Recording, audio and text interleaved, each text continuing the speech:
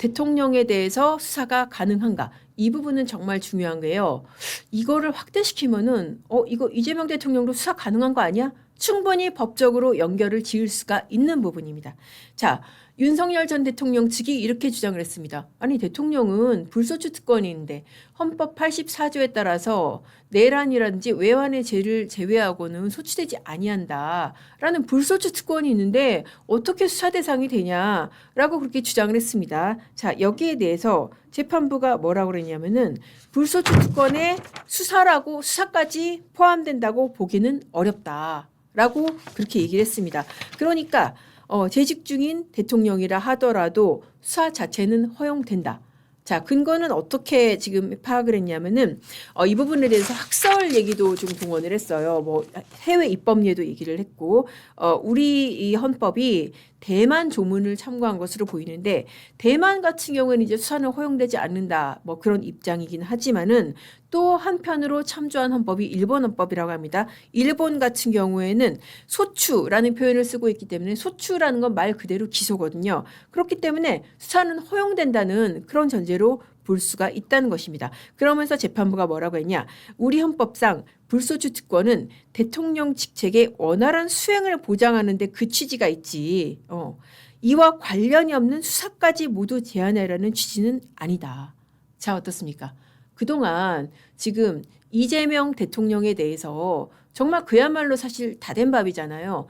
1심에서 유죄 났고 2심에서 어이없이 무죄로 뒤집었던 것을 대법원이 파기환송으로 바로 잡았는데 이 파기환송을 받은 재판부들이 재판을 안 한 이유가 헌법 84조의 불소추 특권이었잖아요. 그런데 이 재판부 지금 25부 같은 경우에 어떻게 봤습니까? 이거를 굉장히 엄격하게 나름대로 해석을 한 거예요.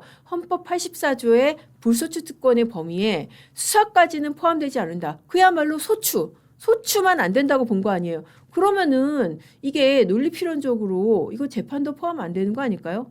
아니, 수사를 당하는 게 대통령 직무 수행에 더 큰 장애가 될지 아니면은 재판이 더 큰 장애가 될지 저는 사실 수사라고 보는데요. 수사까지도 가능하다고 본다면은 이거 재판도 가능한 거 아닐까? 왜냐하면은 수사 같은 경우에는 정말 불시에 우리 집에 압수수색이 들어올 수도 있고 내가 소환을 당할 수도 있고 체포 구금을 당할 수도 있고 그런데 재판 같은 경우에는 예정이 돼 있잖아요. 예정이 돼 있고 예측 가능하고 맨날 하는 것도 아니고 이게 더 예측 가능하고 국정 수행에 이게 지장이 적지 않나요? 저는 사실 그렇게 해석이 되는데 자, 그렇게 봤을 때 현직 대통령에 대해서 이번 재판부가 굉장히 중요한 지금 판시입니다. 수사까지도 가능하다. 그러니까 헌법 84조의 불소추 특권을 굉장히 엄격하게 해석을 했다. 이게 이 판결에 굉장히 중요한 포인트라고 저는 생각이 됩니다. 자, 그렇게 봤을 때는 앞서서 헌법 84조를 이유로 해서 줄줄이 재판을 중단한 이런 재판부의 판단이라는 게 과연 맞는 것인지 한번 꼼꼼히 되짚어볼 필요가 있다고 보입니다.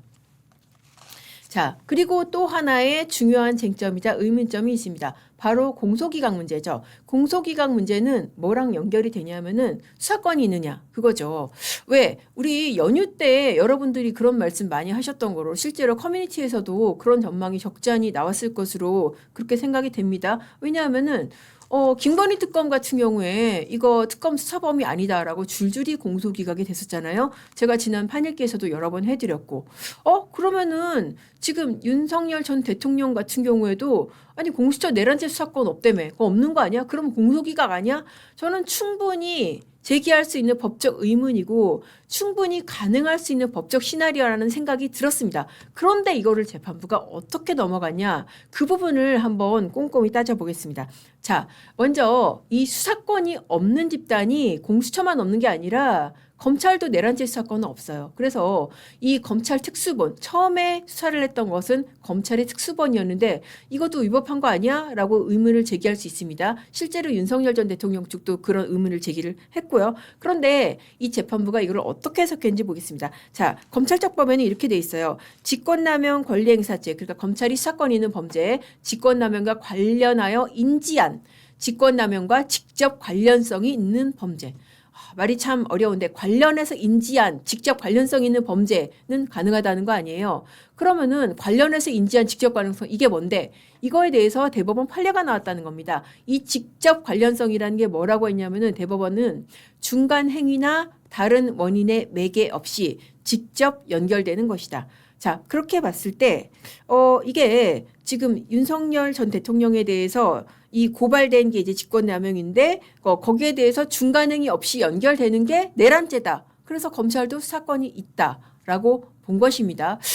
이 부분도 좀 굉장히 뭐랄까 좀 이 부분에 대해서 꼼꼼히 따지고 넘어갔다는 생각은 안 들고 약간 슬쩍 넘어간 느낌인데 자 공수처는 더 그래요. 공수처 부분은 또 뭐라고 그랬냐면은 자 공수처 부분 같은 경우에도 원칙적으로 수사권이 없잖아요. 고위공직자 범죄만 수사할 수 있는데 거기에 직권남용이 있는데 내란은 없잖아요. 그런데 이 관련 사건으로 수사권이 있다라는 게 공수처 주장이고 이제 특검의 주장인데 수사 과정에서 인지한 고위공직자 범죄, 그러니까 직권남용하고 직접 관련성 있는 죄로서 해당 공직자가 범한 죄. 그러니까 이거 공수처법은 어떻게 보면은 법 취지가 앞서 검찰보다 더 좁습니다. 아니 그렇게 봤을 때는 이게 수사 과정에서 인지한 그러면은 새로 인지해야 되는 거 아니야? 그렇게 생각이 되잖아요. 우리가 그냥 국어적인 해석으로 봤을 때, 자, 이거 수사하다가, 예를 들어서 뭐 절도죄를 절도죄 수사하다 보니까는, 다른 강도도 있었네? 새로 인지한 범죄여야 되는 거 아니에요? 그런데 지금 이 사건은 어떻습니까?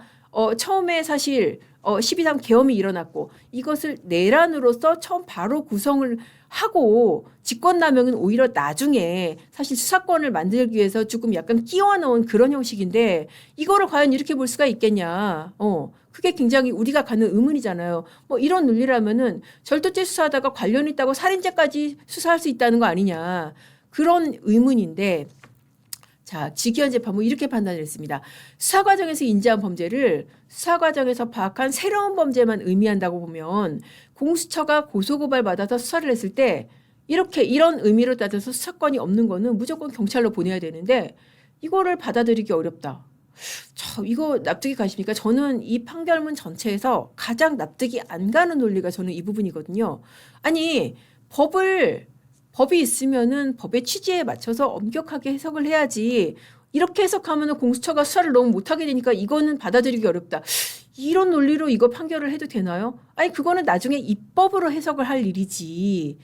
이거를 판결 해석을 통해서 법을 이렇게 넓게 해석을 해서 재판부가 어떻게 보면 조금 사후적 해석을 한 거잖아요. 사후에 어떤 수사 정당성을 부여한 것인데 저는 이거는 정말 진짜 좀 말이 안 된다고 보입니다. 사실 이런 식으로 하면은 수사의 범위를 엄격히 제한한 이래 법의 취지에도 굉장히 반하는 것이죠. 그렇기 때문에 직위원 재판부가 물론 이제 조금 뭐 나름대로 제대로 판단한 부분도 있지만 이 부분은 굉장히 좀 문제가 있다. 그런 생각이 듭니다. 자, 그리고 또 이제 이런 부분이 있어요. 고위공직자 수사권이 이렇게 넘어갔고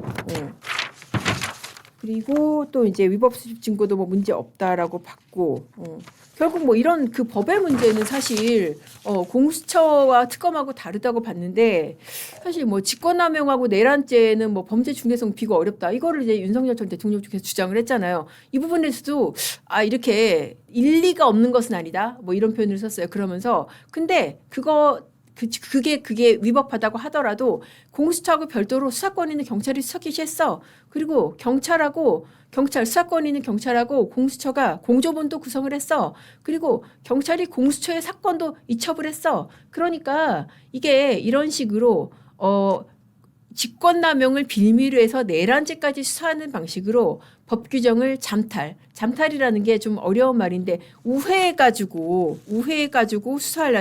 잠탈하려고 했다는 그런 주장은 받아들이기 어렵다는 것입니다. 그러니까 아니야 그냥 뭐 우리 이거 너네 주장 맞더라도 다른 증거로도 다 유죄가 인정돼 이제 그런 취지의 주장이라고 볼 수가 있겠죠.